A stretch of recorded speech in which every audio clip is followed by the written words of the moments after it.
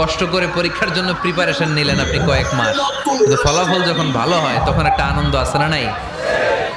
সারাদিন রোজা রাখলেন রমজানে, কি কষ্ট, তৃষ্ণায় গলা ফেটে যায়, কিন্তু ইফতারির সময় যখন রুহ আফজা শরবতটা খাই কেমন লাগে? একটা আনন্দ আছে না নাই?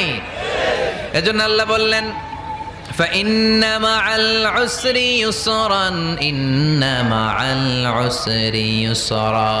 ও নবী, কষ্টের দিন মক্কায় অল্প কিছু দিন, মদিনাতে আনন্দের দিন অপেক্ষা করছে। আমাদের জীবনে যদি দুঃখ কষ্ট আসে আমরা ধৈর্য ধরবো, তাওয়াক্কুল করবো একজনের উপর, তিনি কে? কারণ আমরা বিশ্বাস করি কষ্টের দিন এটা চিরকালের জন্য নয়, সামনে আনন্দের দিন আমাদের জন্য সেট করে রেখেছে কে?